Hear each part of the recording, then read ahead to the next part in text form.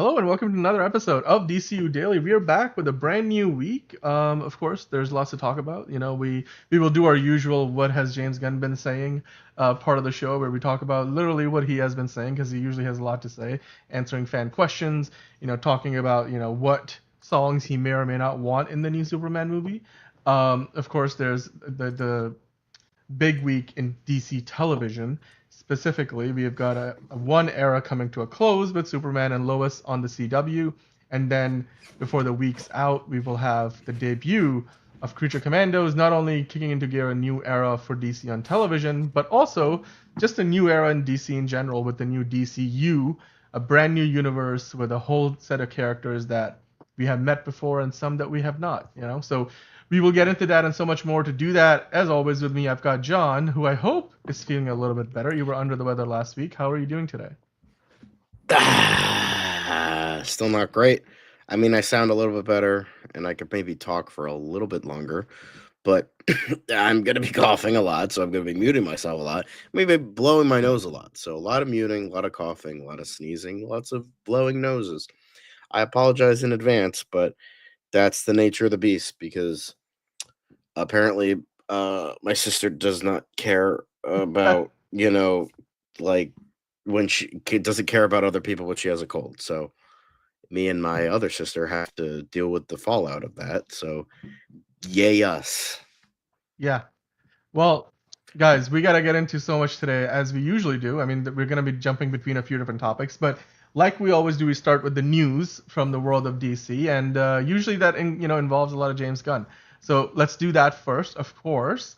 We got Right, by the way, we got Right Dude in the chat saying hello. So hi, Right Dude, and to everybody else who's watching. If you are stopping by, then hit that like button so that way it helps us out with the YouTube algorithm gods. Now, of course, speaking of the gods, it looks like they've certainly blessed Moana 2 with one of the best openings for any movie all year. In fact, it not only broke a bunch of records for 2024, Moana 2, which we will discuss in more detail tomorrow on the Also Curious Showtime's DCU Daily, it made the best Thanksgiving 5-day weekend ever at the box office. Like it made 225 million in the U.S., the American market, domestically, and then worldwide it almost hit 400 million. So James Gunn, of course, a lover of movies, much like we are, he looks at this and says, even if from Disney, who who a lot of people are like, oh no, he's crossed over to the other side. How is he complimenting Disney? Well, you know what? It's rising tide, raises all ships, and quite literally in the case of Moana 2, which is heavily based on the water. So he says this is beautiful, keeping the movie going experience alive. And from everything I've been hearing from anybody who has gone to a movie theater over the last week, especially during the Thanksgiving holiday in the U.S., theaters were full. I mean, not only did Moana 2 make like 225 million domestically, but also Wicked, which has now been in theaters for like 2 weekends. In its second weekend, I think it took like a 28% drop. It made over 100 million, like 114 million in its debut. And I don't know, you guys can probably do the math, but 28% down from that is still a really high number. I imagine probably somewhere in the 70 odd million dollars. That is huge. Usually most movies that make over 100 million in their opening weekend take like a 50-60% drop because most people that wanted to go see it have already gone and seen it. So it wasn't just that people went to see Moana 2, they went to see Wicked again, probably brought their friends. I mean, Gladiator 2 is still making money. So James Gunn looks at this and you know what? Like if the box office keeps up like this, unlike earlier in the year where like movies like Furiosa were flopping, it's gonna bode well for Superman when that comes out, right? Like, because what you don't want to have happen, John, is you don't want to be in a situation where Superman comes out and the box office is dead. Like, nobody goes to see it. Not only because Superman, I mean, you would hope that people go to see Superman simply because it's a good movie, but it just seemed like earlier this year, good movies weren't doing well. Like, The Fall Guy completely crashed out. So, Yeah. it's just good to see that. And again, James Gunn just kind of like, appreciating that the movie going business is doing well right now, which it didn't look like it was going to be a good year earlier, but like even up until like April or so, and then like I think Bad Boys 4 really kickstarted everything, and like the Planet of the Apes movie as well. But what are your thoughts on this? Did you get a chance to go stop by a movie theater? I know you were not feeling well, but did you have anybody in your family or anybody you knew who stopped by the movie theater over the weekend? My friends both, two, I think one or two of my friends, some one or two, said it was boring and forgettable. Which, yeah, most people are saying it's boring and Yeah. forgettable. So that's, but it's a kids movie, so families that brings families, and But if you want a good movie for, you know, kind of, I mean, yeah, it's Yeah. PG, like they can handle it. Just go see Yeah. Wicked instead. It's actually good. Yeah. It's like that's actually a good movie. And then if you got like teenagers, go see Gladiator 2. Hmm. Don't fucking see this garbage. Yeah, I mean, just it's why it's amazing because like I know we're sidetracking because this is supposed to be DC Daily, but I actually there's this user I kind of follow. I don't watch like every one of his videos, but Hmm. whenever I see him like suggested, I'm like, yeah, I guess I'll watch it. I do know nothing. That guy, he does some good. Like all of his videos are like 1 to 3 minutes long, and they're just Hmm. like rapid fire, like his thoughts on a certain subject. And like he was talking about how like he was talking about this Disney Plus movie called Out of My Mind or something like that, and it was like this girl with cerebral palsy, Hmm. and it's like this is like Disney like good. Why are we not getting these movies in theaters? Why are we Hmm. getting forgettable garbage like Moana 2 in theaters? Well, Well, it's like, it's the well, gee, I kids. wonder why. Yeah. Out of My Mind probably would have gotten nothing, and then Moana 2 gets almost $400 million in one weekend. So it's like clearly Disney knows their dumbass fucking audience to give them garbage like this. Meanwhile, the people who actually want to watch good like cinema aren't gonna go to the cinema. They're gonna fucking relegate to Disney Plus because that's how Disney rolls nowadays. They gotta, Well, direct to video garbage goes to theaters, and actually good, like thought provoking, intriguing films about a very real condition in a respectful way. Send it to the heathens of streaming. So that's what we got to it's deal with. yeah. Well, yes. I mean, it's also a situation where Moana has just been a huge phenomenon. It was the highest streamed movie last year on Disney Plus. A movie that was several years old. It wasn't anything even that came out the year before. So they knew what they were doing. There's a lot. I mean, but with that said, though, if you weren't at the movies this past week, then maybe like John said, you were on a streaming service. Watching stuff with your family at the house, at your home, whether you visited somebody or you stayed in, or you had people come over to you, or maybe you just spent the day with a smaller, just more intimate affair between yourself and your household. Hopefully, you were watching The Penguin, which, of course, as always, fuck the Penguin. And just always, guys, remember to fight for justice for Wick. Always. But while we're at it, while we're fighting for justice for Wick, we do have to talk about Danny DeVito, the Penguin from the 90s, from the Batman Returns, of course. The iconic iteration. I think even to this day. I mean, what 2 Oscars ago now? Was it this year or the year before? Where Arnold and Danny DeVito come out on stage and they're like, they're presenting together because it's like I think it was it the 30-year anniversary of Batman Returns? I don't know what the reason was, but it felt like it was because of course Michael Keaton was in the audience and they did the whole thing. It's like what did he do to you? Yeah, like I forget what Arnold said. He's like he threw me out the window. I'm like I don't remember was the penguin thrown out the window? I feel like he got dumped No, into he the just kind sewer, of right? died, and then like the It's just penguins carried him just and over and threw him in a river or in the something. river. I was like, And Mr. Freeze okay, just went to prison because that the last we yeah. saw of him, he was gonna like rough up Poison Ivy because Poison Ivy Mm-hmm. went to prison, and then he Yeah. has his suit, and it looks like he's gonna fucking kill Poison Ivy, but we don't know what happened. Honka honka to you, my dude. Got Caleb in the chat saying it's really nice. It's nice to hear because no directors really make movies about disabilities. You don't get films like Rain Man anymore. Right? It's not very common. It's just but the thing is, Disney doesn't put them in theaters because not a lot of people go to see it. That's the problem. I think that we need to go support those movies. Then studios will put more of them out I there. mean, there's a But Zachary Levi movie called The Unbreakable Boy.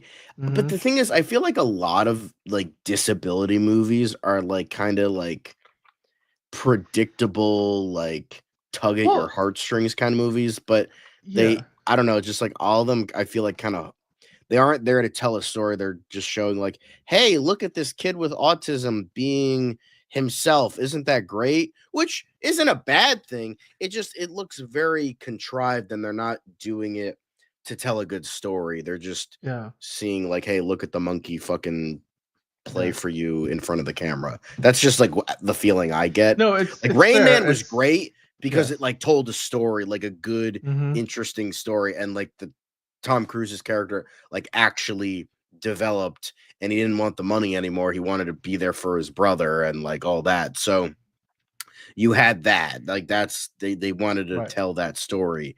And or The Accountant, even though the autism aspect was very subdued with But that. I thought that was a good example of it, like where they didn't make Yeah. it the movie about autism itself. It was just he just happened to have autism, and it affected how he went about doing things in a way that felt uniquely tied into the plot of the film. So I thought, I mean, speaking of which, they're making a second one, which I believe is coming out next year. Yeah, it's coming out next year, and I'm Um, stoked for it. I am I I've liked been the waiting first for that one. movie for years. But you know, the graphic on the screen is about Danny DeVito complimenting Colin Farrell and Yes. really just saying, "Hey man, he's giving me a run for my money. Like he's doing such a good job." And then he also talks about the fact that hey, he remembers Danny DeVito remembers because despite the fact that we look at Colin Farrell and it looks unrecognizable in the suit, it's not exactly like Danny DeVito walked on set, put on a prosthetic nose, and just started saying his lines to the camera. Like he went through an extensive hair and makeup process as well, went back in his day. And even though he just did it for a movie, I mean, Colin Farrell had a relatively small role in the Batman. The Penguin was the primary antagonist of Batman Returns. So,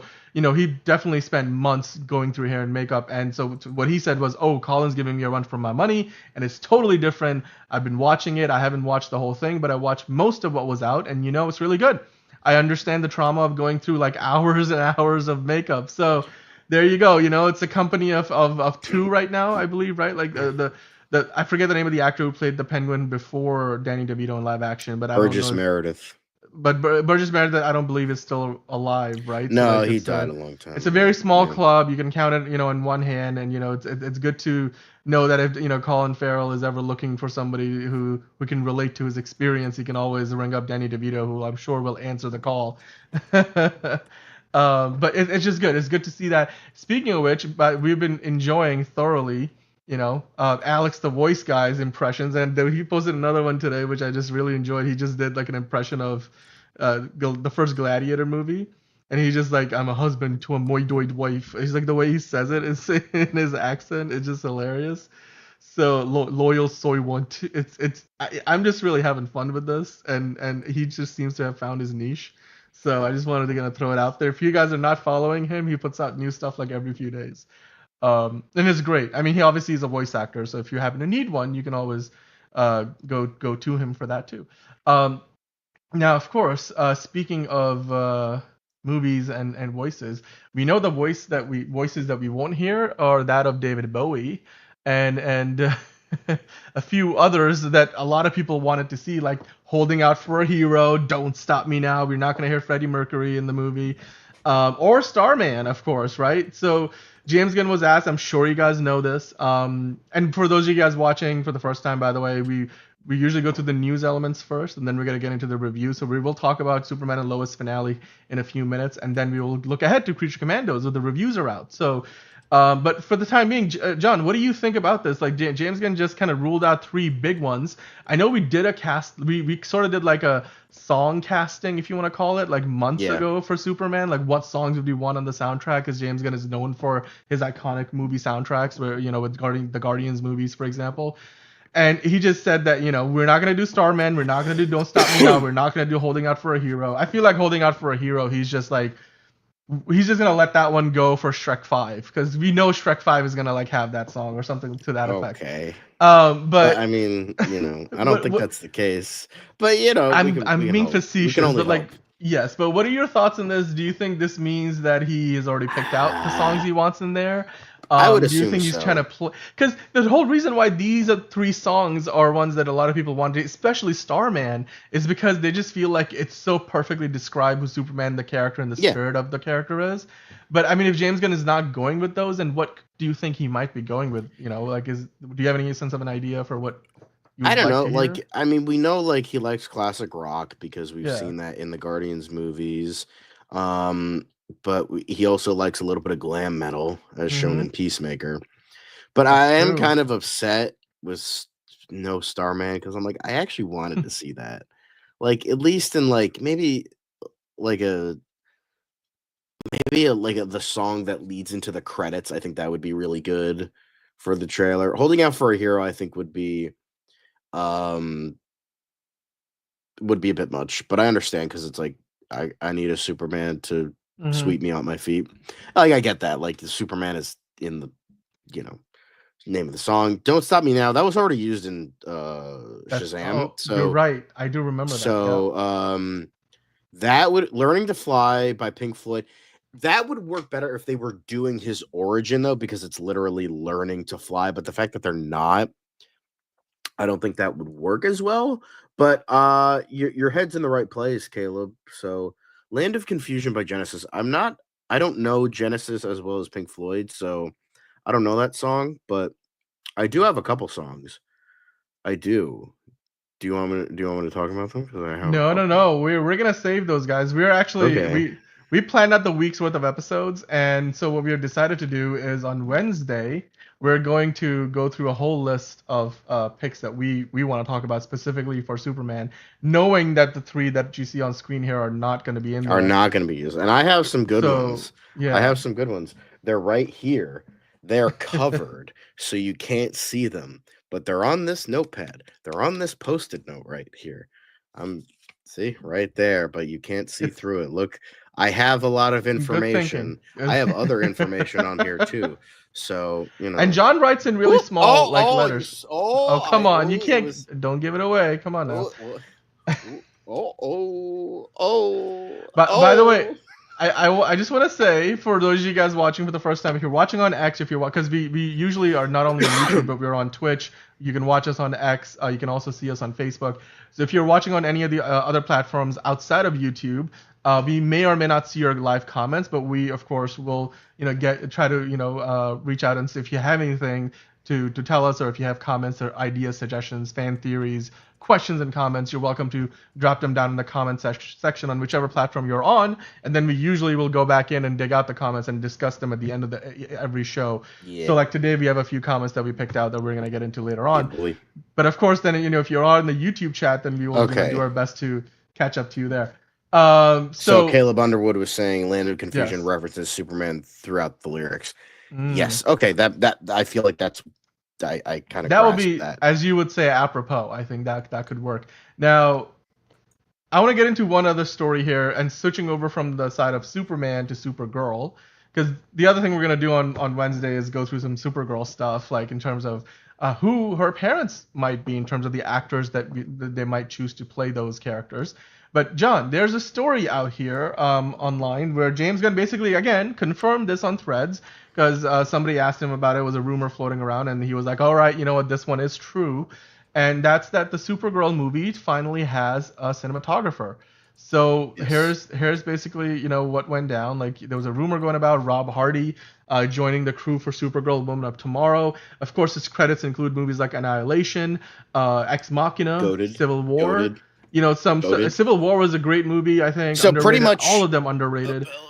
Pretty much Alex Garland's entire filmography. That's pretty just much. what. Yeah. Which is great because I mean I didn't love Ex Machina.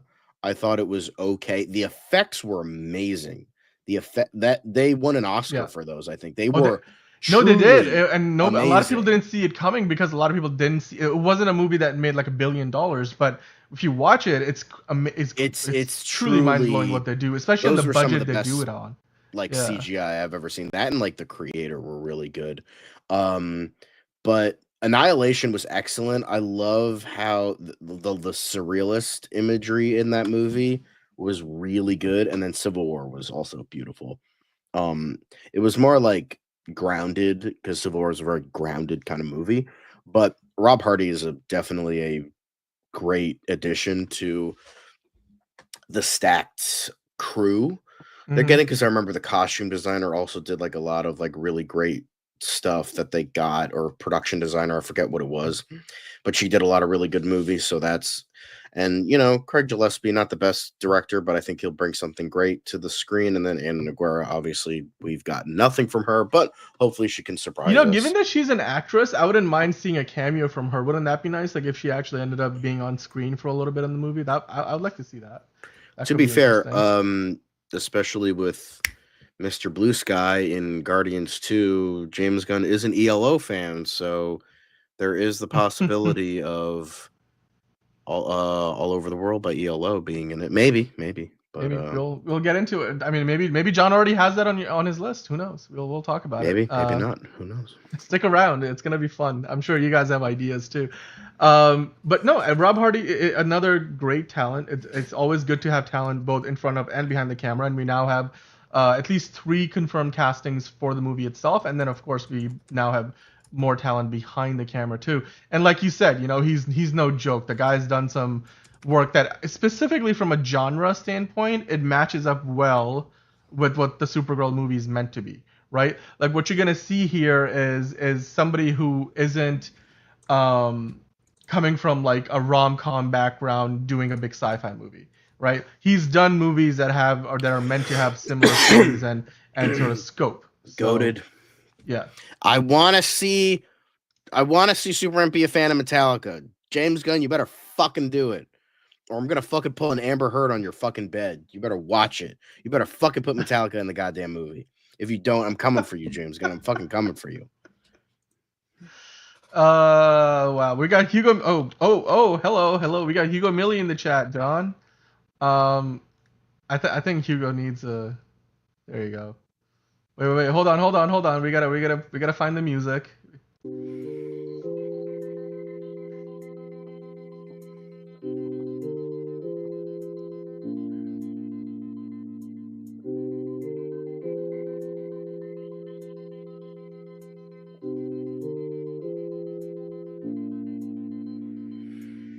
Okay, that's enough.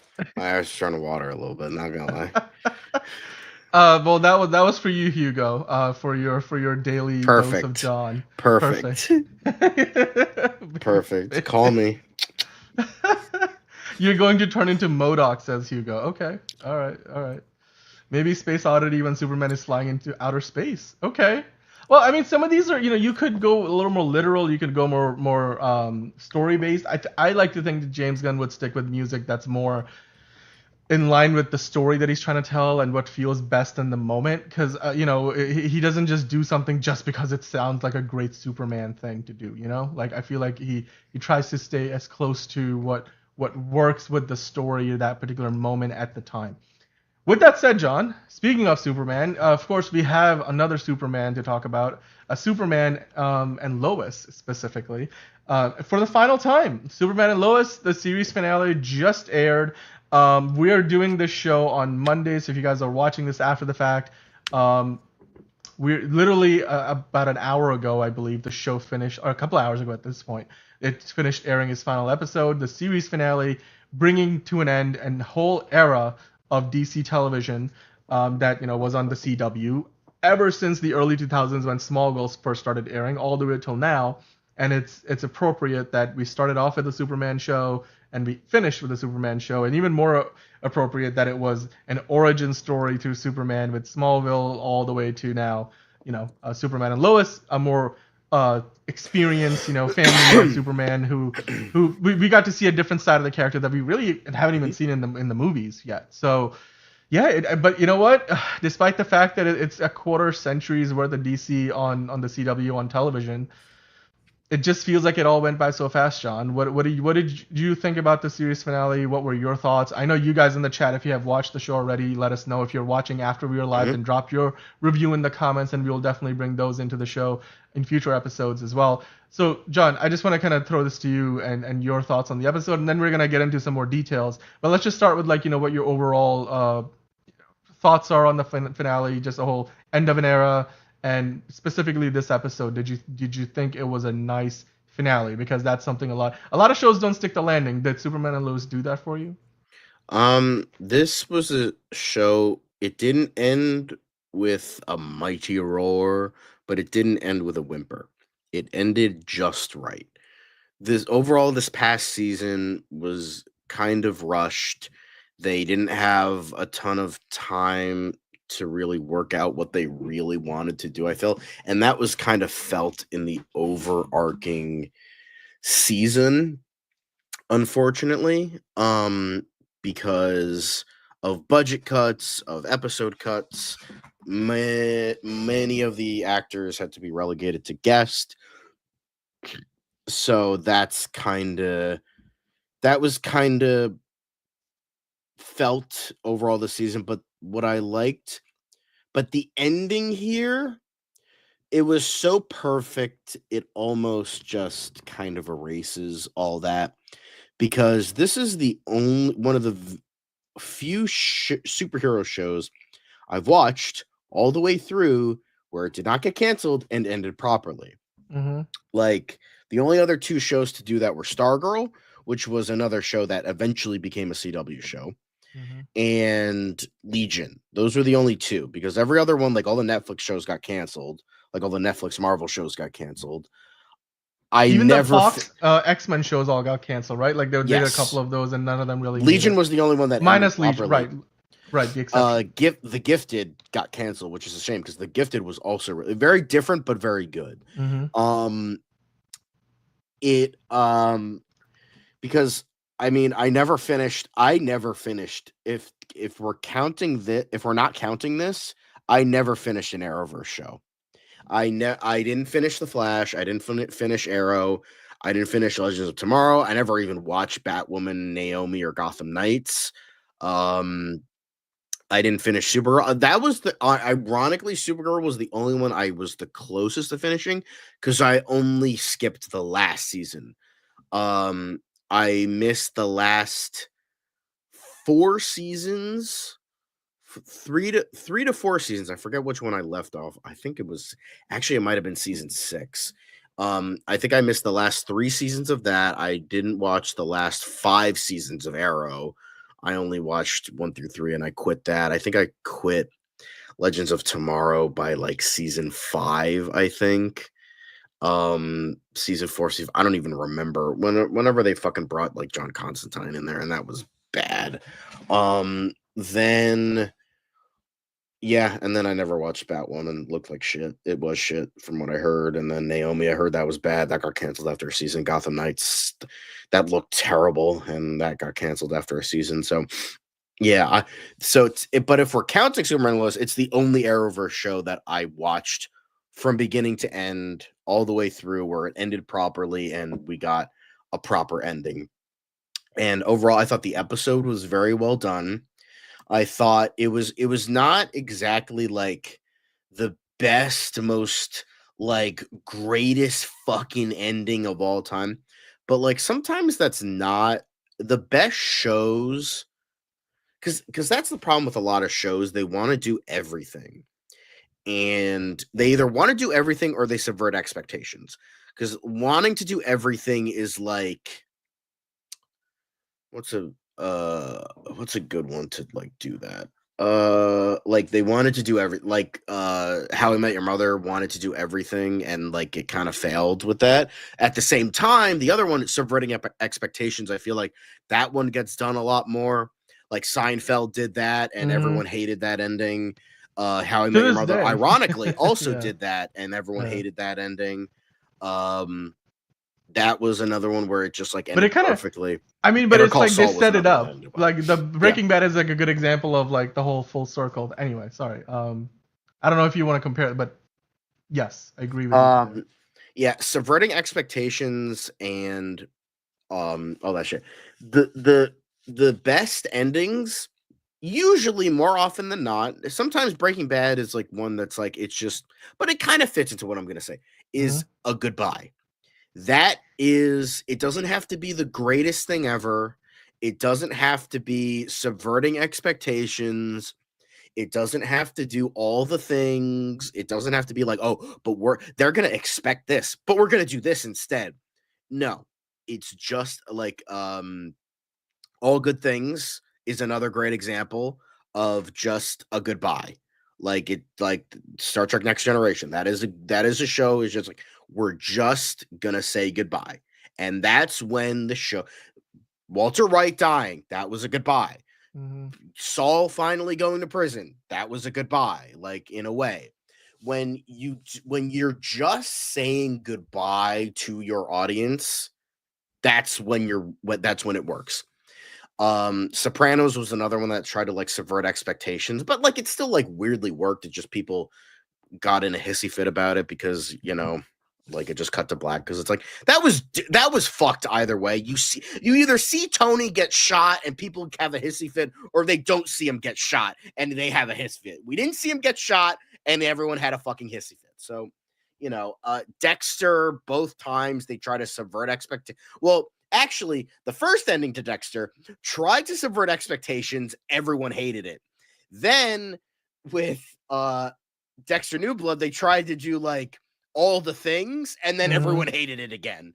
So I feel like no matter what, Dexter always loses. Like they're gonna just keep bringing this motherfucker back until they finally get the fucking ending right. That's why. That's because that they were gonna set everything up with Harrison after Dexter New Blood, but then everybody hated the ending. So like, okay, we gotta bring him back and then do this all over again so we can get the fucking ending right. Because that's what it feels like. That's what it really feels like. They just can't get this ending right. But with Superman and Lois, it doesn't have that problem. And sometimes, as you said, like they rarely stick the landing. This one had speaking of Michael C. Hall, this one had a very 6 Feet Under feel to it, where it's just like everything was wrapped up in a nice little bow. Everything worked, and it was a goodbye. We said goodbye, and that was that, and it worked. And I think what it did throughout the episode was very good. Everybody, got closure. We got every tidbit answered. Sure, there could have been more, and there could have been like a less rushed ending, but what they did, I think worked. And so anybody who hasn't watched it yet, I'm not going to spoil it just yet. I am going to spoil it eventually, but for right now, if people are like really unsure about like watching it, because there was a few people on the DC Film News thread post, one of them were like, I don't know, I don't know if this is going to be the right end. It's a good ending. It's a good ending. Legion was a great ending. Stargirl was a great ending. This was a great ending. They're all great endings if we're talking about comic book shows. Because Legion worked because they literally reset the fucking universe. Boom, perfect. That's why it's, to me, is the final Fox X-Men thing, because it literally goes back to the beginning. To just leave it open-ended. How is this world going to change from the one we had? And boom, there we go. It worked. It's fine. We're good. And then I know like people are going to say, oh, but it's not like the main universe because it's not James McAvoy. It's like, fuck that. I just view it as like it reset. We're good. We're done. Stargirl left it open-ended enough that like maybe if they want to bring it back, they can.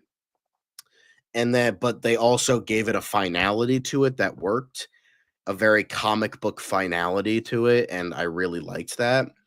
And then this was just like, it feels very it feels very Superman.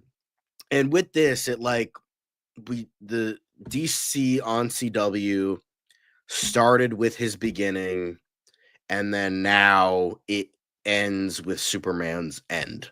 Like that, very apropos, very it comes full circle. It's a great arc, however you want to put it.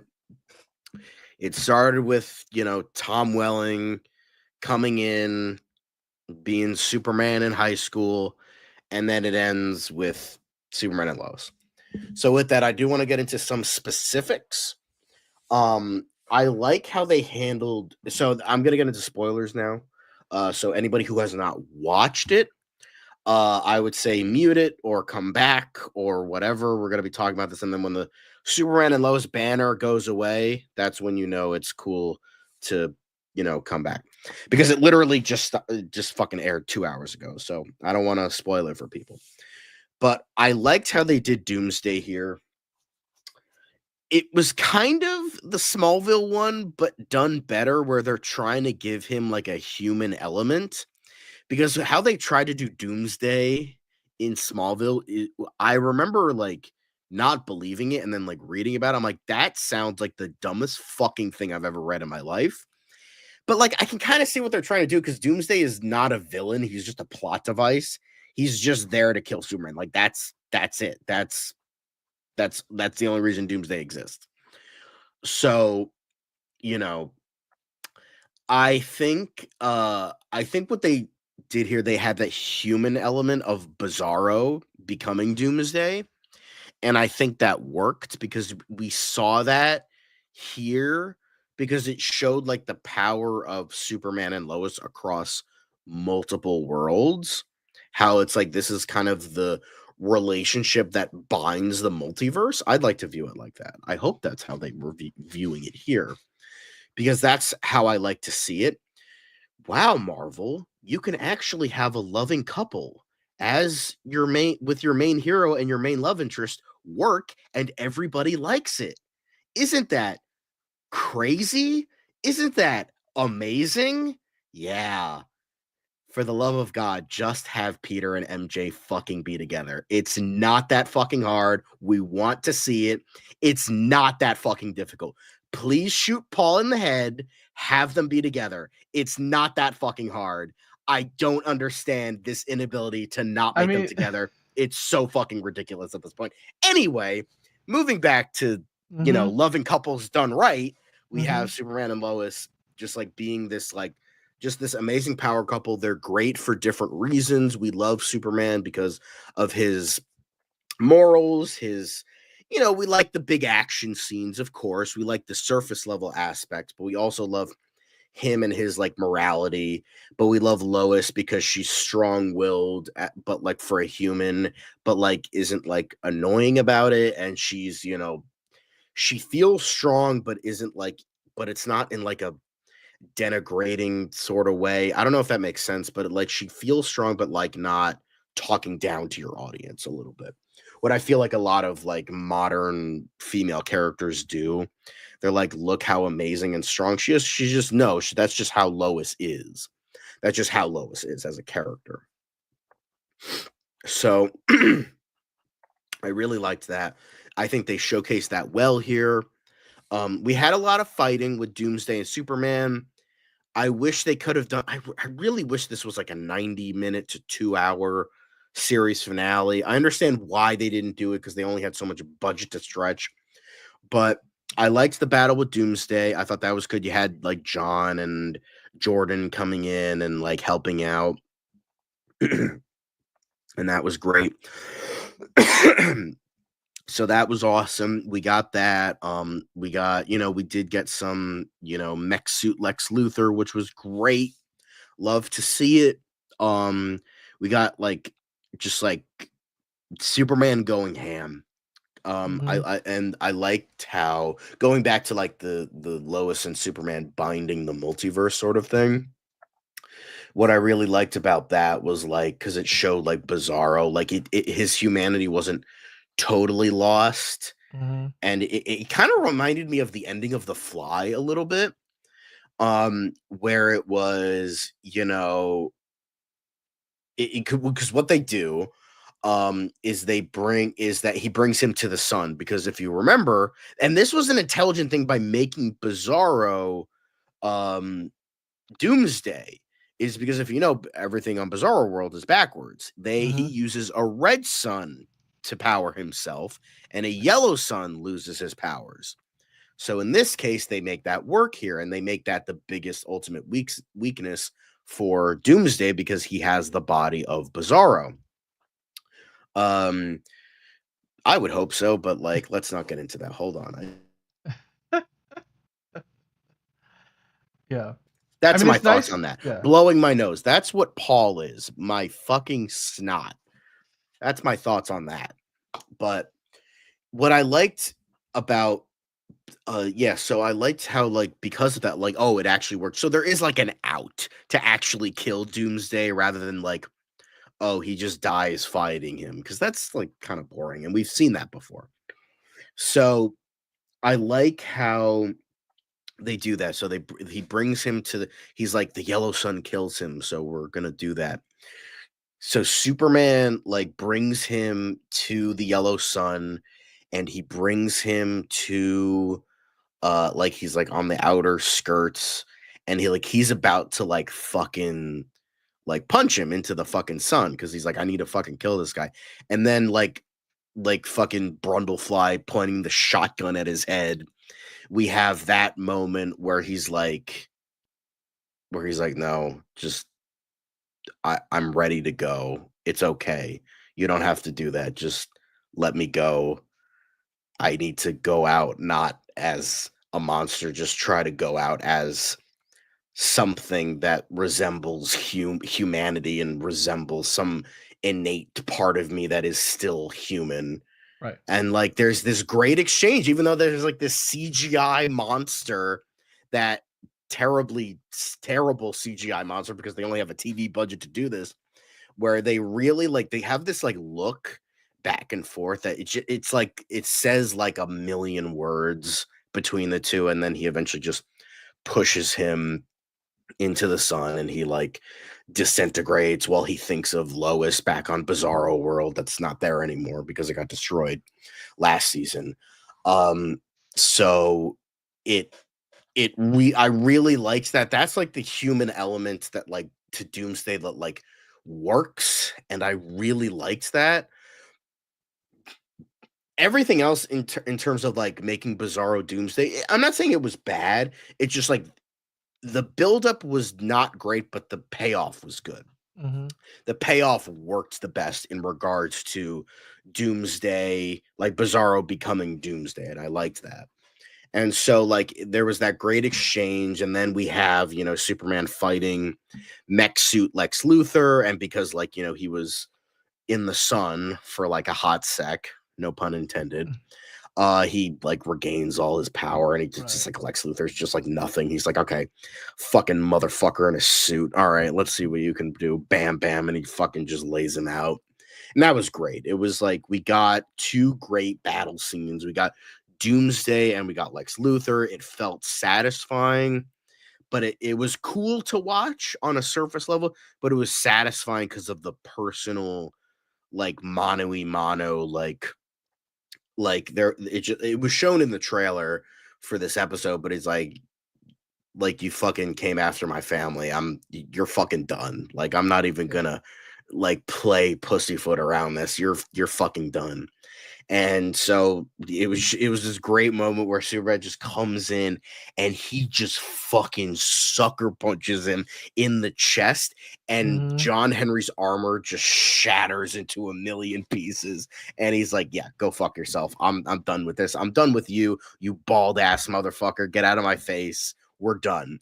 So yeah, we got that. We got like a good like two good battle scenes. We got like the surface level stuff, but like they still had personal drive behind them. As I said, the human element for Doomsday, and you know the what we've gotten this entire season with Lex Luthor.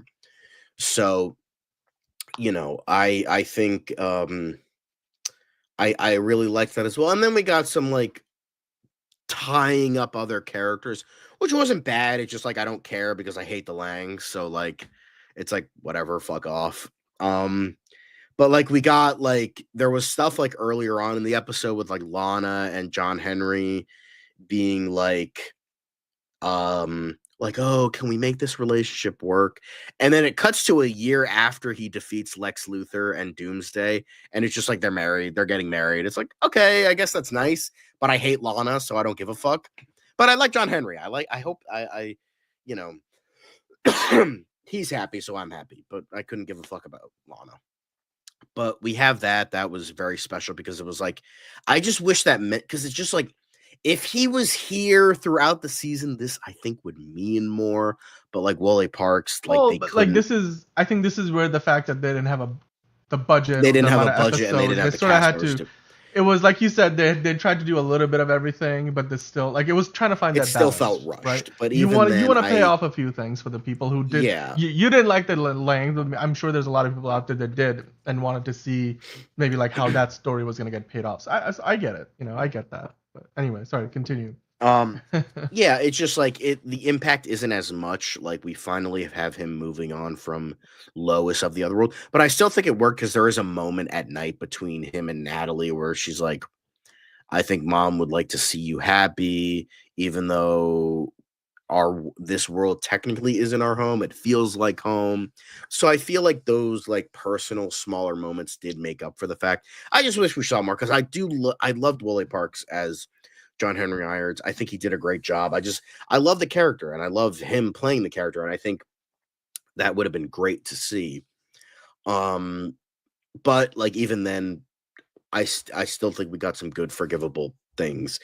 Um, we got we got to see um Beppo and Kyle Cushing like where they're at like a year later. Apparently they have like 3 fucking kids. It's like, all right, It's guys, that whole fucking Harry Potter and at the end of the movie yeah. It's montage. like, bro, wear a condom, goddamn. But it's Yeah. just like, but I don't know. Uh-huh. It was just nice. It's Yeah. like there was like a nice moment. It was at Lana's wedding, and like Kyle and her have like a wink and a nod. Like, I'm glad you're happy. I'm glad you're happy. We're not together, but we're better now. We even had Sarah come back for a hot sec, being like, "I'm here too. I was traveling the world," and it's like, I don't give a fuck about you either, bitch. So get out. And they have the same moment between her and Jordan, how they're not together, but they're both happy, separate, and like they were that, they grew, whatever. So I'm like, okay, I kind of appreciated that, but I'm like, okay. And then so that was like the first like so you had like the battle stuff, like the first third, well, the first half, and then the second, it's hard to tell because it's an hour, but it's not really an hour because it's commercials. But then the next like 10 or 15 minutes was about the wedding between Lana and John Henry Irons, and then you have like the stuff with like all the supporting characters. It's like, okay, we're tying those threads. And then finally, in like the last 15 or 20 minutes, we have, it's like one long goodbye. It's like Clark and Lois go to Bruno Mannheim.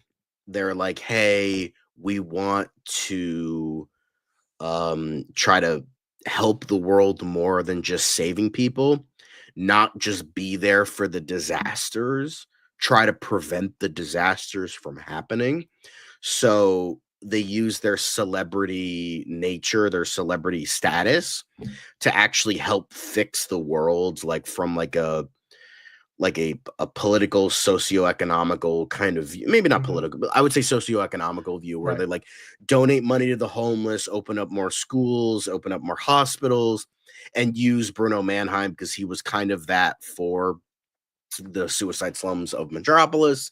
And I think that was very special. I liked that, like how it's and it was very like I don't know how fucking Superman and Lois does this so well, but it's like any other show would have had this, like, would have had them talking down to the fucking audience because, it would have, uh, because like Superman is explaining like the world is just when I came back, the world is just terrible. It's like people are afraid, people are homeless, people, they're fighting each other. It's like, how can I stop this? And that leads into like, trying to fix the world. But it's just like normally it's just like it's like in any other show, what I feel like it would come off as like misery porn, like where it would just be like, look how terrible the world is, look how terrible it is, look how terrible it is. It's like, but Superman and Lois is like, look how terrible it is. We're gonna try and fix it, but like not in a way of like just like I don't know, just the way they do it, it just feels adult. It feels like they're doing it like talking to you, but not talking down to you, how they're saying it. in a way of like, we're gonna help fix the world. It's only so much of like talking about it. You got to do it, and I feel like the way they did it was like very good, and I really liked that a lot.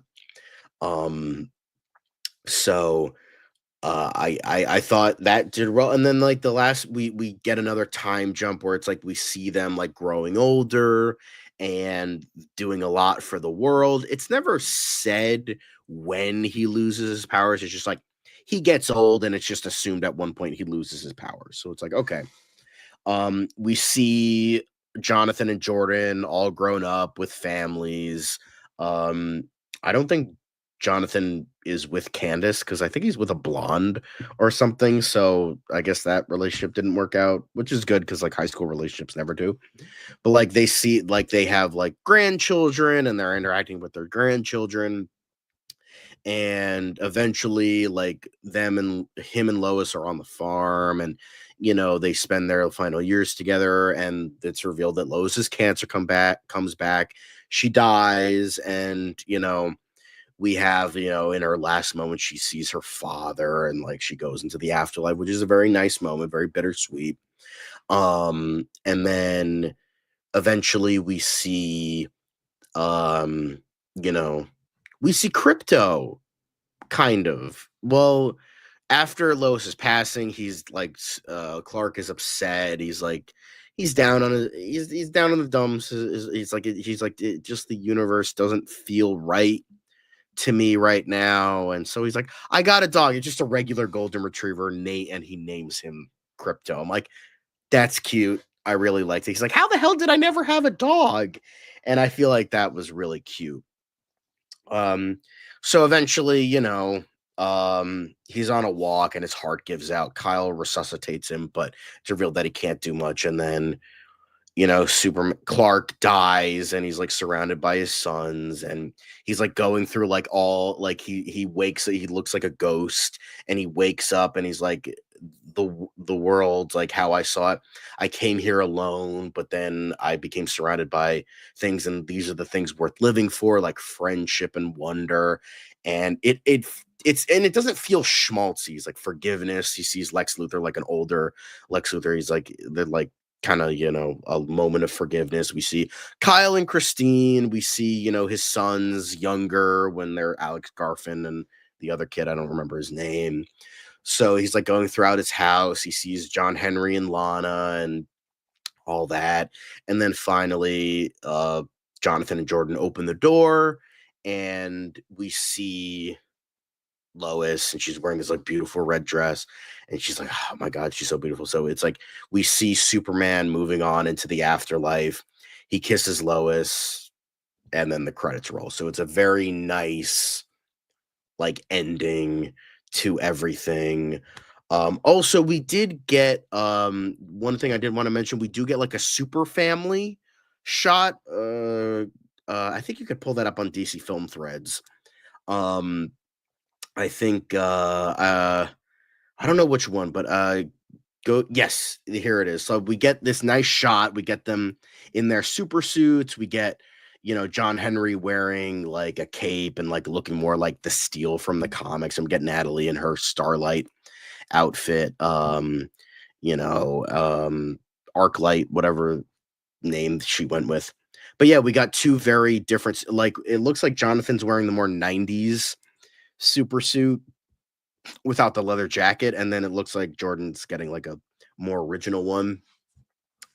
But yeah, we get this cool super family shot, and that was really nice as well.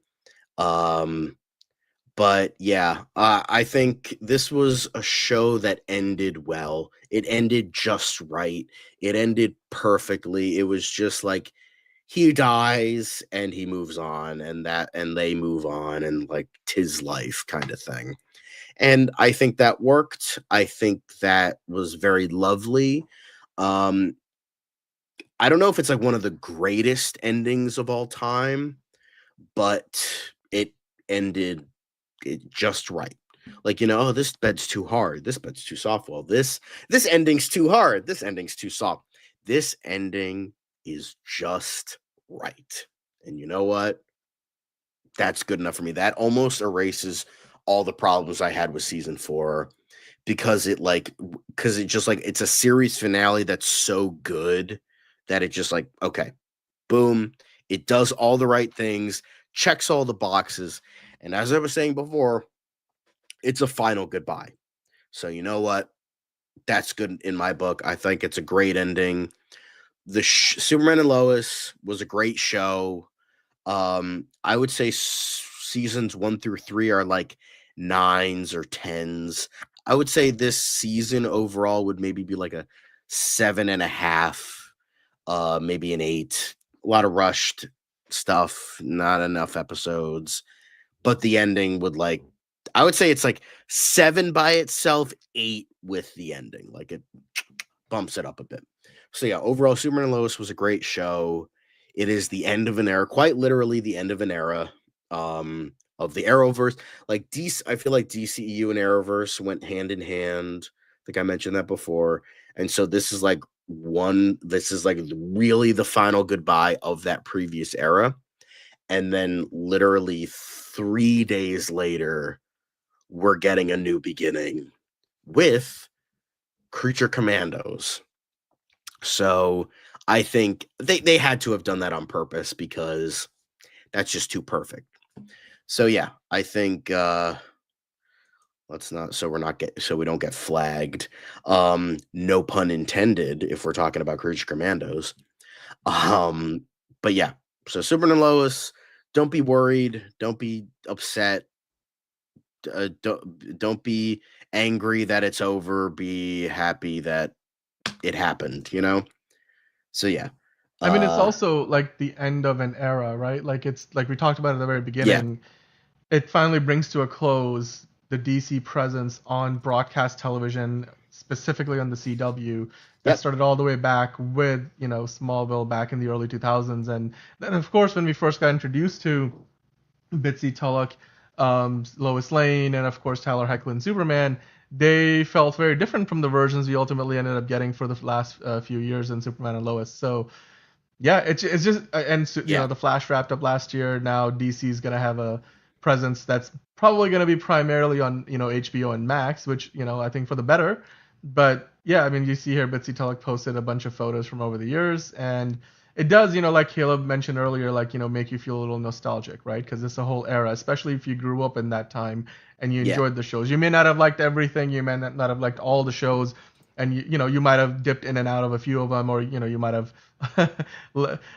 bounced really early, or you might have stuck around till the end. But regardless of where you landed on the spectrum, it's good to kind of look back on what they were able to accomplish, because again, you know, I think the whole CW era was sort of marked by budgets that otherwise were probably, you know, really not what they should have been for the kind of shows they were trying to make here. Because superhero movies cost a lot of money for a reason, because you have a lot of VFX, but at the same time, what they did with everything on the CW was, more often than not, they were able to give us something that was at least a good story, even if the VFX weren't the best. Now, granted, they had their low moments as well as their high moments, but it's just great to see again the full circle, right? Like we had that up earlier. Let me see if I can find it. Just here it is. This is the one, right? Great job by DC Film News of putting the collage together. That what started with the origin story and the origin of Clark Kent becoming Superman, to, you know, pretty much Clark Kent as Superman dying, not because it was at the hands of Doomsday or Lex Luthor or anything like that, but quietly, you know, in his bed. Quietly in his, you know, simply just of old age, as you know, one would hopefully expect to for you know, it's a life worth living, and well lived, I should say. So with that, of course, the series finale did bring to a close an entire era. There were a few, like you said, you know, special appearances. They tried to wrap up a lot of the other character storylines, which is great. And I appreciate that. I mean, I think, again, for me, Superman and Lois wasn't a show that I fell in love with as much as you did, but at the same time, I, you know, do have an appreciation for what it stood for and what it did for the larger, you know, world of the DC universe that is on, at least in live action. Yeah. So Caleb Richardson will be like, yeah, I remember, I don't know when Arrow, when did that premiere for me? Yeah. I was 15 when that premiered. I was in my sophomore year of high school. Hmm. I remember being so excited, and I'm like, "Oh, this is the greatest thing ever." And then, and then moved on to Flash and Supergirl and Legends of Tomorrow and all that. I used to be part of this group where I was friends with this guy, and I think his name was Justin Justin Richardson. Nah, I think I'm thinking that because of Caleb, but um, he I was friends with him because he had this he had a Facebook group called Arrow in the DCCU back when there was no DC, it was not Yeah, I even remember named that. yet. Yep, yep, yep. Hmm. And he wanted, Arrow to be in that, and then when that was never happening, he, did he did like DC stuff, and then he like ran this, fan site of like DC stuff, and he's like, "Oh, do you want to be a part of it?" And I did a lot of articles for Supergirl and Legends of Tomorrow because everyone, oh, and Black Lightning too. That was one I watched all the way through. That ended okay. I feel like that was kind of a bullshit ending, Right. but it was like, oh, okay. It just didn't feel earned. It was okay. It Hmm. wasn't bad, but it wasn't great either. Um, I always forget Black Lightning exists because I actually liked Black Lightning. That was a good show. So, yeah, it like I don't think he liked me very much, but like he invited me into this thing, and that was a lot of fun. And I hope he's doing okay. I don't know where he is. I hope he's Well, doing maybe, okay. who knows? Maybe he's watching us from wherever he is, and he's Hopefully, appreciating but that yeah, you still remember the he let time me that you in on guys this spent thing, and together. we wrote like Yeah. articles together. Like he wrote like Arrow and Hmm. Flash and all that, and that was fun. I remember doing that a lot, and I was in college when I did that. That was crazy. Way back Well, when. John, with Superman and Lois finally ending its run, wrapping up, doing, and really just tying things up in a nice bow, and giving what felt like a fitting send off to the Superman of the DC era on the CW, let's say. Now we are moving forward and into a new era. It is a new era that is going to be starting up literally in a couple of days' time, from when we are, doing this show live. So if you're watching it and Creature Commandos is already out, then there you go. But we are on the verge. We're on the precipice of a whole new era of DC, John, and we finally are starting to get news on like what the reviews are like because the embargoes have lifted and we're starting to get the reveals for like the Rotten Tomatoes score. So of course, currently as of when I last checked, it had a ton of not like that as many reviews as what you would have in a movie. You can still count them on a few hands, but it was still sitting with 100%, pretty much close to perfect, if not completely perfect. So I just wanted to kind of spend a little bit of time because I know we've been talking about it a lot, but like, hey, now that these social media reactions and reviews are out, let's take a look at a few of these because I think this would help us to again get a better idea of what we are in for in a few days' time with the 2 episode premiere on Max, on December 5th. That is, so if the two days time is relative to when you watch this, but December 5th is when the show starts airing with its first 2 episodes coming out back to back that same day.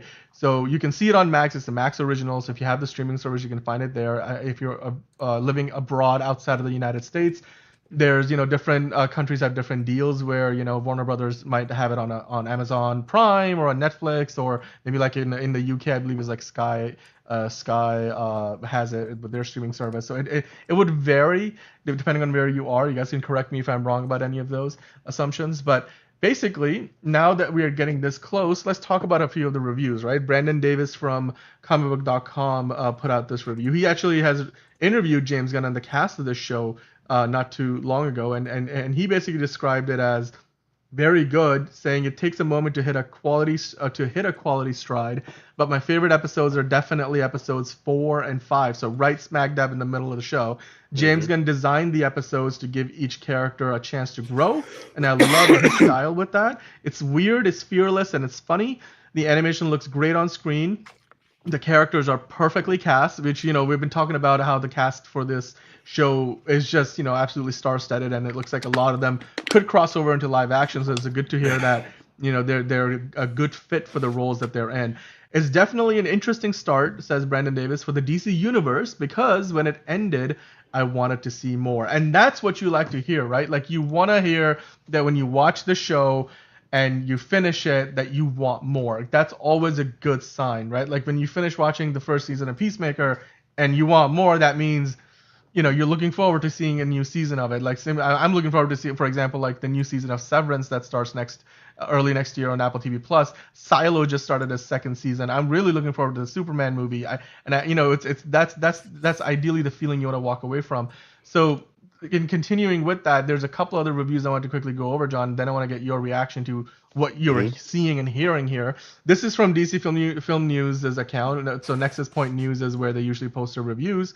And he says that Creature Commandos delivers on the action, comedy, and remarkably affecting moments of pathos, which I know that word has been thrown around a lot in the MCU review community in the past. But it's good to see that he's talking about how all of these elements seemingly are very, very well balanced. Is the inference, at least from what the review says here, the short review summary. And then, of course, he goes on to say the series is an enjoyable introduction to James Gunn's DCU, albeit with some hiccups along the way. So it's not perfect, but 4 out of 5 stars isn't bad, John. That seems to be another overwhelmingly positive review. And then, of course, here Movies Craving 1 on Threads, they said that it's a great start for a new era of DCU.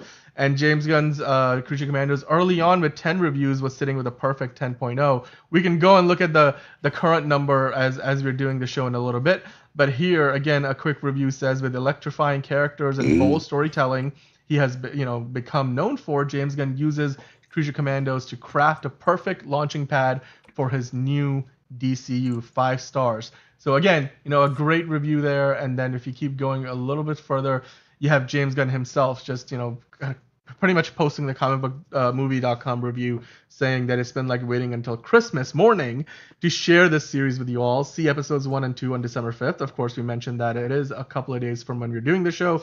By the time you watch this, you might have already started on the show.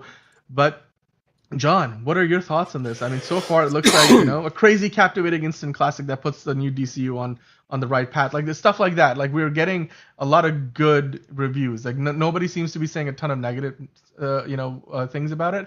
Although they're saying it's not necessarily perfect. But what are your thoughts on this so far? Like, from what you're seeing, just the initial reactions and some of the reviews. It's very exciting. I think it's, obviously it doesn't mean it's 100% going to be a great show, because there could be people like, oh, it's not great, or oh, it's bad, or there's going to be people that are not going to like it. So, we're off to a good start with DC Studios, most definitely, as we see here. But definitely excited. I'm excited for it. Not going to be like, oh my god, it's going to be the greatest thing ever, because I didn't love Peacemaker. So we'll see how that connects in terms of, is it going to be exactly like that? Is it going to be nothing like that? We'll see, but I'm relatively excited for it. I have my flaws with it, have my problems with it in terms of the premise, but I hope I think it'll be good, and I hope it's good. Yeah. No, I mean, I think so far, everything that I'm hearing, although, without going into spoilers, the praise stays fairly generic, and you hear a lot of the same things over and over. But what I really like to hear is that, that they're telling stories that are focused on, helping flesh out these characters, right? And it seems like, much like what James Gunn has said himself, each episode is going to be designed to sort of help flesh out a different characters. And so it's not just going to be like we're just getting like team action all the time. And the idea of seeing like there's a surprising amount of emotionally affecting moments, that leads me to believe that this show is going to hopefully, make us cry a few tears along the way. It's not just going to be all laughs and, like just big action sequences, which is good to hear, of course. Buster Barnes saying in the chat, the only negative parts of reviews are that it's similar to Suicide Squad, which was always a given considering it was written to be a spinoff. Exactly. So I agree with you there, Buster. And he's saying, again, it's subjective. It is. It's absolutely subjective. And Caleb, you are correct. The Rotten Tomatoes tomato meter has now gone up to 94% as we have gotten a few more reviews. It looks like there is one rotten review, so we've got that up on the screen now. We've got 16 total with 15 fresh, 1 rotten. So the number itself has dropped a little bit, but still, I would say it's way higher than most shows would have. And to be quite frank, the key is going to be, can it stay that high? Because if you look at, for example, the Penguin, which is finished airing its season, maybe perhaps his only season, it stayed at 95%. That's where it ended. Like, and that 95% comes from a total of 32 reviews, of which 8 were rotten and 24 were fresh. So it actually, that math doesn't quite add up. But anyway, I don't know if that's an episodic thing or the whole series, but the number was all pretty high, and the audiences loved it. Of course, we don't have the audience number for Creature Commandos yet, so we'll see just how high that flies. Now, Rotten Tomatoes isn't always the best metric for TV shows because you don't get as many reviews as you do for a movie. But John, it is a good sign that early on, a lot of more critics than not, let's say, are liking it, and the ones that do like it are not saying things like, "Oh, it's sort of good, but overall positive." No, they're saying it's actually really good. So, which you like to hear. Hugo Millie saying, if this show wants you seeing these characters further, then they've nailed it. No matter how 7 out of 10 the story must be, maybe. So essentially, again, I agree with you there, Hugo, that the idea of if the characters are who they really get right here, that's what matters the most. Because a lot of these characters will move on to hopefully other projects. James Gunn has suggested, in fact, said as much himself. He's not even just implied it. He's said that he's looking forward to bringing some of these actors and and characters along to other projects. So if the story isn't the best, I mean, I don't think that necessarily will hurt this too much, as long as what we're seeing with the characters gets you there. So Buster is saying Jeff Snyder doesn't like it. Wah. I mean, I don't know. Like it hits everybody differently, right? Like Jeff Snyder may have loved something else and hated this, and for us it might be the opposite. It's art, it's subjective, like you said earlier. Buster Barnes saying, I'm just curious who's going to die. I think Weasel, GI Robot, and maybe Phosphorus. I don't know, John. Do you think those are the characters we're going to lose in this, or are those meant to stick around? I feel like Weasel would be a good, easy one because he's pretty much an animal. Like, he's literally an animal. He's like, hey, I killed 27 kids. It's fine. Or whatever the fuck Rick Flag Jr. said during Suicide Squad. So we have that. Phosphorus, I can see. Well, GI Robot I can see because it's like they could just like rebuild him if they want to bring him back. And then Phosphorus, I feel like he kind of has like the El Diablo thing where they can kill him, but he can be brought back due to like nuking his body or something again, or whatever the fuck they did to make him. So there's that as well. I feel like the ones they want to kill, I'm like, oh, okay, maybe. I could see like either the Bride or Frankenstein because they could like stitch them back together. They can do that. There's like, I also love Nina Mazursky in her bathtub. It's just so funny to me.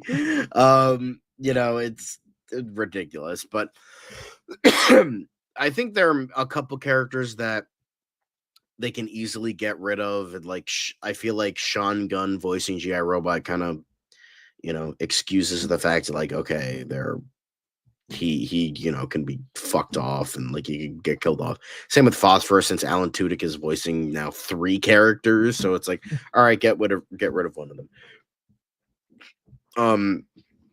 So I liked that aspect, like what he's saying.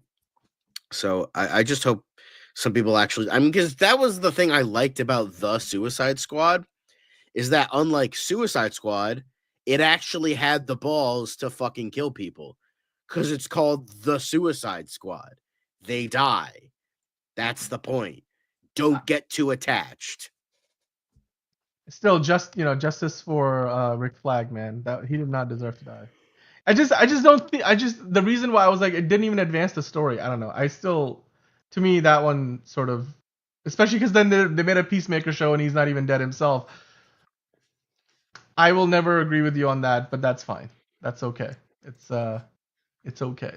I'm sort of settled in on that one, and I know that's one of the hills I'll probably die on. But no, it's good to just again see that the reviews are amazing, and Buster Barnes is agreeing with you that GI Robot could be rebuilt. So Yeah, Buster absolutely. Suicide Squad 2016 sucked, Dan. Admit it. Yeah, I am one of the few fans of that movie, so All two of them. All two of it them. did Me and my not. friend, you and my friend Mark are the only two that like the movie. Buster, I will not admit it. I think it was an up and down movie, iffy at times, but I overall still have a fun time with it because there's still a lot of moments that I enjoy. It's like, what are we? Some kind of Suicide Squad? Like, I'm like, okay. Like, it's just one of those things where if it was written better or maybe it wasn't chopped up by a trailer, maybe they left it to the actual director. I don't know if it would have made it a whole lot better than it ended up being, but I mean, it certainly would have felt maybe a little less disjointed at times because like I felt like the third act of that movie was a little undersold, and then we saw that so one of the big characters was not meant to die. It was like or was meant to die. I don't know. It was you could tell that movie went through a lot of iterations, and then ultimately we ended up getting a Frankenstein's monster of a film. But I still had fun with it. It had moments. I enjoyed it. Who knew that Killer Croc enjoyed BET? That was one of those things. Or the pyrokinetic homeboy. It's like back when DC movies were edgy, man. They were gritty. They were grounded. Oh wait. But anyway. With that said, John, Creature Commandos. Are you looking forward to it? I mean, are you still on the cautiously optimistic side of the scale? Where are you at? Are you still sitting on the wall? I'm relatively optimistic. Yeah. I mean, I don't like the fact how it's just another Suicide Squad, but like, I like how we're getting like a rather unknown team like Creature Commandos showcasing like different sides of the DC universe. I mean, they're I'm not all just talking about the non-human DCU. characters, right? Like Yeah. that's the big difference, right? Yeah.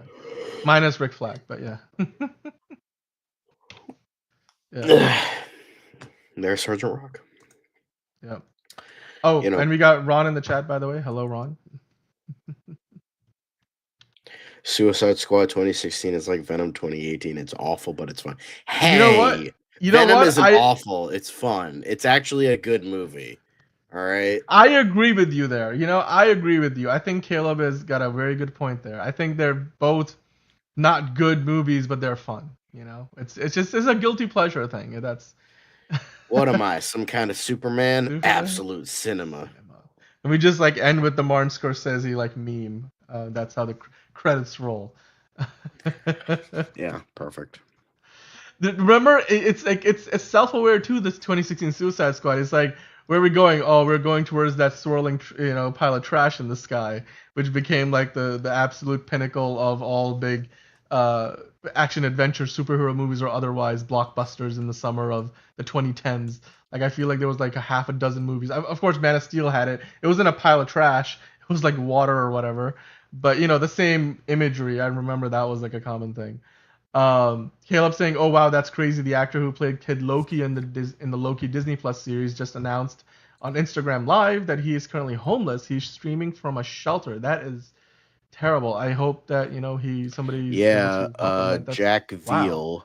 Apparently, he said that his stepdad had control of the money he made. He stole it and he spent it. So he's currently in a homeless shelter. So please share. Yeah, let's no see kid how we can deserves help. that. Yeah, I mean, especially this time of year, let's see if we can, if you don't have the means, then the best thing you can do is try to spread the word to see if somebody hopefully Disney can actually fucking do something about that. And yeah, because I mean, Disney is very good at making people disappear. So you just get dark real fast. It's very interesting. I'm just saying, it's not illegal if you don't get caught. Okay.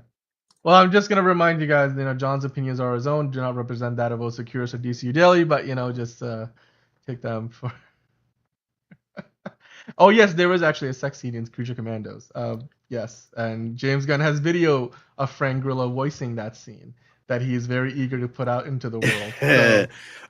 But here's the thing: who's Rick Flag fucking? Like, I really maybe say it's it? No. Maybe Hunter Iggy hopes that it's Nina Mazursky. So I think in one of the it was either at the New York Comic Con or one of the other interviews, like Frank Grillo mentions who it is. I forget. Like, I will eventually remember it, or you guys can let us know in the live chat. I will say I like Rick Flag's design here better than in the show because it looks more like Frank Grillo. Yeah. And I do like Dr. Phosphorus as more like the red and black. He looks really cool Hmm. here. Everyone else is Yeah, relatively the same. But and it's like there's what? only like Yeah, obviously concept art is not going to match the actual show. right, Concept art is always going to look cooler than the actual thing because it's like you can actually be experimental with concept art while right. like while the actual show is like we have to think about budget and we don't have the budget to make it look Or like, this how are we cool. gonna So best animate it? There's all kinds of other things that yeah, go into it, there's right? so It's many like, other factors. yeah, yeah. Well, I mean, hey, look, the show is coming out, I could and okay, here's the thing. yeah, I could definitely see Frank Grillo doing it with the bride because which would be very interesting because she's stitched together body parts. But I think it could be really interesting because I think the whole thing with like Frankenstein and the bride, at least I think in the comics, is like they're separated. They're not hmm, like an actual couple anymore. Like the ew, gross. No, I don't want to see that. Nobody wants to see that. But oh yeah, my and I god, think like maybe the bride would fuck Rick Flag Sr. to like get revenge on Frankenstein. So I think that would be a lot. I think that would be really funny. I yeah, think that could work. that would be interesting. And we'll see, It's either when the one or time okay. comes. It's either When the okay. time Here's the thing. comes, It's either her or Nina Mazursky. Those are the only two women on the team, and Amanda Waller is going to be like off. that's true. She's going to be like from a safe That's haven. So it's like, yeah. or he's gay, and it's like the buddy cop thing that he has with Frankenstein. Hmm. Maybe it's something more. Who Maybe, knows? yeah. We'll see. The David Harbour's When there's a and hole, Frank there's a Grillo did goal, get very ladies and familiar with gents. each other in the voice booth. So maybe it's David Harbour's character and yeah, Frank Grillo's character going at it. When there's Which a hole, there's a goal. yeah. And on that note, I think we will move on to the comments that we have picked out from you guys to go over from the recent episodes. We're going to start with Buster Barnes. We picked out a couple of comments. So this is like a two-parter, Buster, because we kind of split it up. You gave us a pretty long comment. And you mentioned, to be honest, I think the only reason they're saying the Suicide Squad isn't canon in case certain actors don't return, like Margot Robbie as Harley Quinn. And then we go to the part 2 here. You continue saying, I think all of the events from the movie, like Rick Flag dying and the Starro battle, will be canon. Now, of course, you're referring to the new DCU canon versus what was true in the old DCEU, including the Suicide Squad, or we were even talking about the Peacemaker season 1, where obviously the Justice League cameo doesn't really count. So, John, what do you think? Do you think that he's kind of on the money there, Buster? The idea that this is just so that if they wanted to recast Margot Robbie, they had the flexibility, or I mean, because again, James Gunn himself said that if they talk about it, they reference it, it becomes canon. But if they don't, then it doesn't, which is a slippery slope. But it's the standard Yeah. they've set. So what do you I think? just realized I was on mute. My bad. But yeah, because I don't think Margot Robbie would come back. I don't think Idris Elba would come back. Yeah. I mean, I could see Daniela Melchior coming back, but I think it would be better to just have her as a different character, like have her as a more mainstream character that people know rather than she was essentially an original character made for the movie based around an established character, but not like really. And so that makes sense. So they could always bring somebody back. And by the way, happy December 3rd, ladies and gents from the East Coast. We have moved past the midnight hour. But yes, I did see that. Yes. Which is, cool, I guess. Kind of boring, but whatever. Like we want to see him fucking fish people or brides of Frankenstein. Like that's way more interesting. Um, you know, but I fucking hope that not even when the series ends, after that episode airs, James Gunn posts Frank Grillo's sex noises in the voice booth. I want to see that so I think it's badly. gonna happen. It's James gonna Gunn is be a troll, so like he yeah. would. Oh my god, that would be amazing. Because it's like I love I literally just saw this again yesterday because I love this clip so much where it's like James Gunn and Chris Pratt were talking about the plastic Chris Pratt that Nebula was Oh, carrying the in right, Guardians right. 3, and then The he would James Gunn was like, they came in. I would have that in my office for a while. I had that mm-hmm. for like months, and people would come in and scream. And then Chris Pratt's like, they would do what and scream? Oh, come in. I thought you said come in it and scream. And then he's like, James is like, no, dude, what the fuck is wrong with you? I Yeah, love that uh-huh. clip so much. I gotta send it to you. Oh But my oh my god. god, I it's think so funny. I have definitely seen and heard that clip before. Yes. Take a crack at old plastic quill. Buster's like maybe the princess is actually Clayface in disguise. Ooh, Ooh, that could be a good twist. twist. That's a good twist. And then that would bring in the M. Night Shyamalan twist that Caleb was talking about, and technically that would make Rick Flag Sr. gay. Boom. That Or would. would it? I don't know. Shapeshifters are like a whole nother. I think it's great commentary on the trans community and representation. You know, Oh, like it's could be. I'm sorry, I forgot to mute myself when I blew my nose. I apologize. I was thinking more non-binary, but like it Right. works No, that's either way. fair. That's fair. It works either way. So Yep. you know. But hey, we got another comment to get into. Jay Kelly. I don't know if you were with us live, but we picked out one of your comments as well. So you mentioned we nerds can comprehend way more than the dumb general audience members. Okay, again, talking about the canon question. Joking, but in cases like this, canon controversy, of course, the idea of how much of the Suicide Squad that James Gunn directed and Peacemaker season 1 are canon to the new DCU versus the old DCEU. You're saying that, in cases like this canon controversy, we sometimes act like we are superior movie and TV watchers. And you know what? We should, because we spend way more time watching and digesting and then going to investigate and going back and pausing every frame to see every little Easter egg that we possibly can. So yes, of course we are superior. We are the superior watchers. But anyway, I digress. And yes, that was very facetious. Please do not cancel me. I do think that we should give the general audiences a bit more credit, but also at the same time, we talked about it when this first came up in that episode, that the average audience, like if you're not a big fan of the genre and you just want to go see a movie or you just want to put on a TV show, all you care for is that what you're watching makes sense to you. Where you start to lose people is like, we have seen this with the Marvel recently is, for example, you go to watch the Marvels and the movie sort of just assumes at the beginning that you know every main character, even though a lot of people didn't watch the TV shows. A lot of people didn't watch, Miss Marvel. A lot of people didn't watch WandaVision, where we got, one of the main characters introduced. And even there, she was a supporting character, so it wasn't like she was the main character. So it's like what you shouldn't do is give people the need to watch something before they get to see whatever TV show or movie they're putting on. And, you can have it so that they watch that new TV show or movie, and it gives as long as you give the characters that you have in the lead role or supporting role some level of an introduction, that kind of suffices for the people who know that character as well as for the people who are watching for the first time. It could be something very simple. Just give them a quick montage or like a couple of lines of dialogue or like a couple of, maybe like if the character has OCD, you just kind of like show them doing a few things in a scene, and that kind of like gives you a sense of, oh yes, this character has OCD, and you don't need to watch the show they were introduced in for that purpose. I think that helps, right?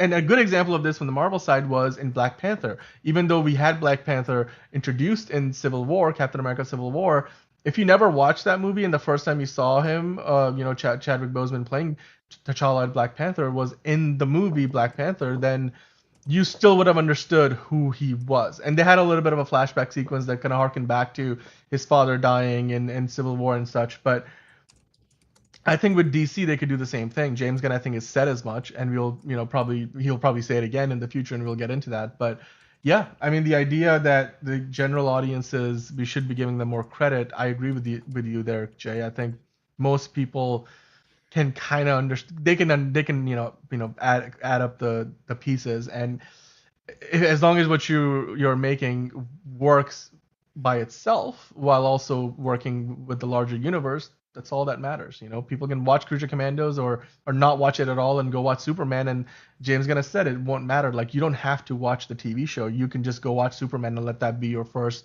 DCU experience, and you wouldn't feel like you have missed anything. Or if you skip Superman even, and the first thing you decide to watch is Peacemaker season 2, and you see Rick Flag Sr. there, I'm sure James Gunn is gonna make sure that it doesn't make you feel like you've missed a lot because you didn't see the previous two projects that Frank Grillo was a part of. So yeah, I mean, John, what are your thoughts on this? Do you feel like you don't give the average audience enough credit, or should we give them I more think credit? it's just two different audiences. Like the people who are into it, and the people who aren't, or just want to see a movie. Yeah. And I don't think either of those points of view are bad at all. I don't think so. It's just like it depends what you like. If you just want to go see a movie, it's like okay, cool, that's fine. But like nerds like to, do all this sort of shit. And you know what? That's okay too. But that So enhances our experience of how we enjoy this stuff, but it's not necessary, right? Like if it's you not don't necessary, no. right, if you don't do it, the movie and the show itself do enough of a job to tell the story that they're trying to tell. So the chat is just going crazy with like the whole who is Rick Flag gonna do in the show? It's serious. It's really Zack Snyder. Yeah, yeah. Well, we have actually one more comment to get into, which I think John really loves. So let's I dive into really that wanted one. to include this one Yeah, because it this made is me laugh. It made both of us laugh. This is I from read it like when it was first on the channel. I'm like, oh my god, this is hilarious and yet so on point. But sorry, go ahead. JB was talking because we were talking about how James Gunn was talking about the rumor that like Mhm. the WB executives are not happy with the Superman trailer and they're telling him all this stuff to like make it better and blah blah blah. And he's like, no, I'm the guy now. I'm the CEO. The only person who knows this shit is me. Like I don't got to worry about WB because WB is not a part of this anymore. Sure, they own DC Studios, but DC Studios is its own entity now, so I don't need to worry about that. So the only people that are going to go through this is me, Safran, and maybe David Zaslav. But even then, he's like, no executives are talking about this. No, it's none of that shit. Like it's uh it's because it's just like Yeah. bullshit rumors like oh look how fucking bad this is gonna be like type shit for Snyder cultists. And but JB was talking about like what if like WB executives were like needed to meddle in with the trailer and they're like not enough product placement, not enough spoilers, it needs more product placement. Can you add more product placement? It needs a giant mechanical spider, harkening back to John Peters' obsession with having Brainiac be a giant mechanical spider in Superman Lives, the Nick Cage movie that never happened. It needs to advertise other WB products. Where was Batman? It needs more Batman, more He's product more placement. Batman. I bet you that was the note that Zack Snyder got when he was making Man of Steel 2, and they were like, it needs more Batman. And it was like, well, give me an extra year. And then they delayed the movie, and then we got Batman. So, or, a 7-Eleven that gets destroyed, or an IHOP that Superman crashes into, or a Sears in front of which he's fighting the other And Kryptonians. remember, Turkish Airlines. Turkish Airlines that Turkish Diana Airlines. doesn't even get to fly. Like she says she just gets on the plane and gets off the plane.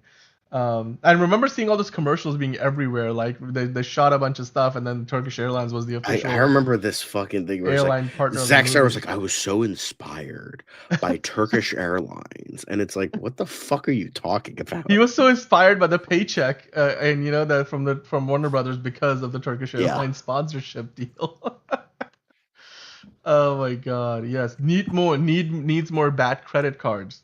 You know what, Caleb? I think the world can use more bad credit cards. I Mm-hmm. think that is something that we are missing.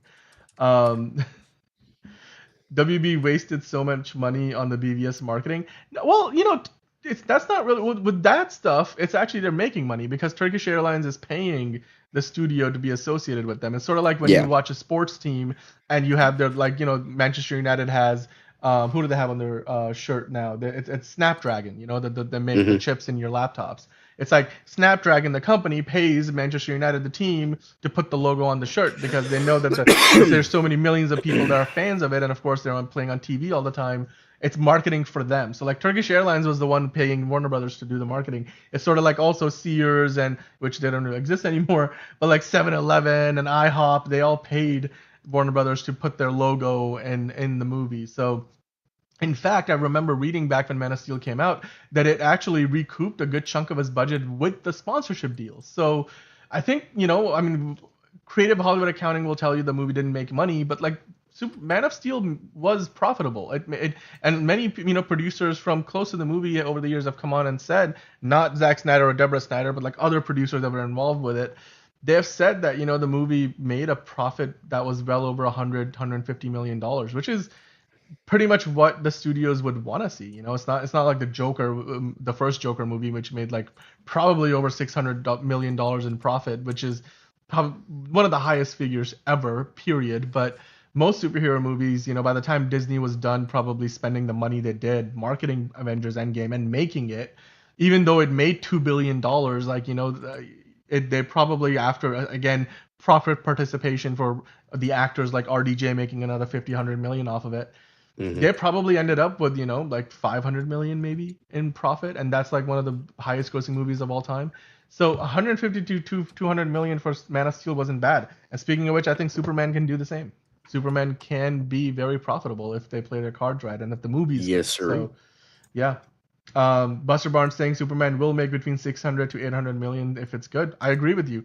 I think that was the threshold. The thing was, when Warner Brothers looked at the first Superman movie, it wasn't so much the box office number that they bothered them. It was the reception from the audience, and that's what James Gunn is here to help rectify. He wants us to have a movie that, and the kind of Superman that people have been yearning for, the kind of Superman that we got a bit of in Superman and Lois, which has now wrapped up, and leaving a lot of room for people to now have just the one Superman that David Cornsett is gonna be playing as their primary Superman, because there's no more. I mean, of course, you have My Adventures with Superman on Cartoon Network. There's gonna be probably other smaller animated iterations, but as far as like a live action Superman, they've cleared the way, and we're gonna have the definitive Superman, as James Gunn has said twice, and that's the aim, and that's what they're gonna hopefully bring to our screens next year in 2025. So with that, John, I think we should probably wrap up today's episode. Tomorrow we're back with an episode of Oh So Curious Times DCU Daily. We're gonna review Moana 2, which is breaking all kinds of box office records. We're gonna look at the box office numbers from the Thanksgiving holiday weekend, which was, it included the second highest grossing day at the box office ever, behind Avengers Endgame only, as well as a bunch of other records. So hit that like button if you haven't already. Hit that subscribe button, as John is doing. Tickle that notification bell. And before we go, John, you should probably give another little smoldering look to Hugo for the night, so they can enjoy the rest of their night however they please. It just happens naturally. Gravestone.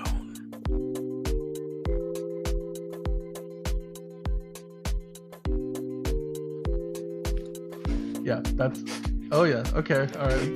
Keep going then. Doing the full.